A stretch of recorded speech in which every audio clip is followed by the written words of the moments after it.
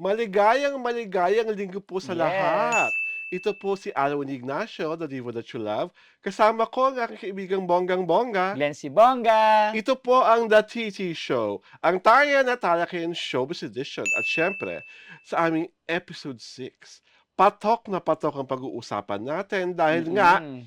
alam na natin kung sino ang 5 huling pelikula na Yes. kasali sa 50th anniversary ng Metro Manila Film Festival na siyempre pa, inaabangan ng lahat tuwing Disyembre. Oo, kompleto na sila. Kumpleto na sila. Iaanunsyo ko muna ang kauna-unahang batch of films na nakapasok Mm. bago naman si kaibigan Glenn ang mag-aanunsyo ng panibagong batch na bumubuo ng 10 pelikulang maglaban-laban sa Yes. pagmamahal nating lahat. Ang mga naunang pelikula, syempre pa, ay ang And the Breadwinner Is, na pinangungunahan ni Vice Ganda, sa direksyon ni June Robles Lana. Mm. Ang Green Bones, na pinangungunahan nila Dennis Trillo at Ruru Madrid, sa direksyon naman ni Zig Dulay. Sigdulay.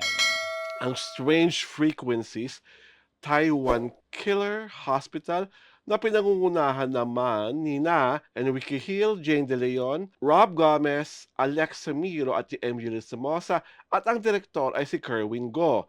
Isang himala, ang musikal ng direktor ay si Jose Lorenzo Pepe Jocno, na pinangungunahan ni Aisel Santos, at syempre pa ang The Kingdom sa direksyon ni Michael Taviera, na pinangungunahan ng 2 hari ng pelikulang Pilipino sa kasalukuyan, si Bossing Vic Soto at ang Papa P ng Bayan, si Piolo Yes. Pascual. So ngayon, kaibigan Glenn, sino naman ang bagong pasok na kaaanunsyo lamang kamaikailan sa Metro Manila Film Fest? Ayan, yung mga huling 5 pumasok nga ay Uninvited, directed by Dan Villegas, at bida dyan sila Vilma Santos, Aga Mulak at Nadine Lustre.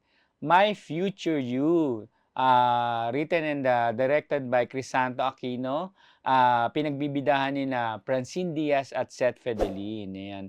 Espantajo, directed by Chito Ronyo, starring Judy Ann Santos, Lorna Tolentino, Eugene Domingo, JC Santos. Ayan. Okay, Hold Me Close by written and directed by Jason Paul Laksamana. Bida dyan sila Julia Barreto at Carlo Aquino. And lastly, ang Topak, directed by Richard Somes, at pinagbibidahan of course ni Arjo Atayde, kasama si Julia Montes, Sid Lucero, Kokoy De Santos at Enchong D. Wow! Oh. Palakpakan po Taray. natin ang 10 Ang pelikulang ganda. kasali sa Mm-mm. Metro Manila Film Festival. Naku ha, para ang bongga-bongga Ang ng bongga. kabugan acting-wise and sa Oo box nga. office. Sa huling 5 pelikula, Glenn, magpaka-fearful forecast tayo. Sa tingin Ang mo, hirap. sino ang kulelat sa takilya? Kulelet talaga. Kulelat ka agad! Ako, ito ha, sa opinion ko, kasi nagkaroon na sila dati ng pelikula at hindi ito kumita. Okay. Yung kay Julia Barreto at kay Carlo Aquino. Julia Barreto at Carlo Oo, Aquino. diba, gumawa na sila dati ng Expensive Candy, Okay. diba? At talaga expensive flop yun. So, bakit kailangan ulitin pa? Akala lang pagkatambal. At sa Film Fest pa talaga, lalaban at magbabaka sakali. Baka maganda naman ngayon ang istorya, di ba? Talaga lang? Kasi hindi naman syempre siya papasok sa Film Fest sa dinami-dami ng mga nag-submit, di ba? Diba? Oo. At napansin ko rin, parang ang dami-daming horror movies. 3. Oo nga di Diba? ba? Espantajo, ni Uninvited. Juday at Oo. Lorna, Uninvited ni Ate V, ni Oo. Nadine at ni Aga, at yung sa Taiwan something. Yung Strange Frequencies. Oo, diba? 3 horror movies. Sa 3 horror movies na ito, natingin mo, sino ang unang papasukin ng mga taong ngayong Disyembre? Doon ako sa ano. Hirap. Ako sure ako, Vilma Nadine. Ha? Vilma Nadine ang unang... Uninvited. Uninvited ang unang ano. Sa 3 horror, Vilma Nadine, tapos Espantajo. Tapos Espantajo. Tapos huli na yung Oo. Taiwan Ako rin Frequencies. ganun. Diba? Kasi, parang yun ang yung unang pinaka-star-studded. Di ba? Although star-studded din yung Star-studded din yung Juday at kay Lorna, Juday Lorna, di pero ba? iba pa rin yung Vilma Nadine. Vilma Nadine, na may aga May mulak aga pa. mulak pa. Oo. Di ba? Sa tingin mo naman, sino ang kokopo ng mga acting awards? Feeling ko yung pelikula ni Dennis Trillo, yung kay Zig Dulay, yung Green Bones. Ako naman, pwede naman, pero lalaban din yung topak ni Arjo Ataide. Yes, for Best Kasi Actor. oo, at saka si Julia Montes din, 'di ba? Pwede rin lumaban doon. Actually yung movie sa kumbaga sa international na-recognize na siya, 'di ba? So pwedeng lumaban talaga ito. Malaki laban 'yan. So, sino number one? Number one. Vic Soto, Papa P, or versus Vice Ganda? Ako Kasi nagbalik.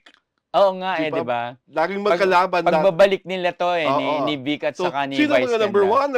number one? Vic Soto and Papa P versus Vice Ganda. Kutuban lang naman to. Huwag nyo kaming personalin, ha? Kutuban lang po ito. Kutob lang naman. At the end of the day, sa December pa lang kayo malalaman talaga kung sino talaga Kasi number malay mo, one. di ba? Yung kutob namin, hindi naman kami magdidilang anghel. Oo. Kasi, alalahanin mo, malakas rin ang laban ng mga horror films.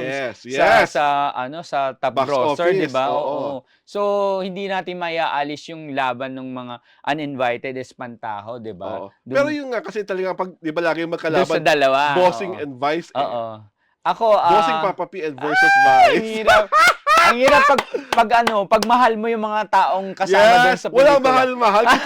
Kutuban lang to, friend. Hindi, ako inaabangan ko yung Vice Ganda. Okay. Kasi syempre first time maidirect ni Vice under Jun Lana na kumbaga lahat ng hinahawakan ni Direk Jun ay kadalasan nagkakaroon talaga ng award.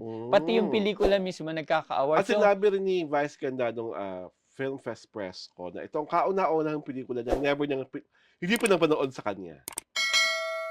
Hindi pinapanood sa kanya, hindi niya nakita yung final product. Makikita niya lang pag nag-premiere night. At sabi nga ni Vice, yung sa Showtime na abangan daw yung mga puksaan nila.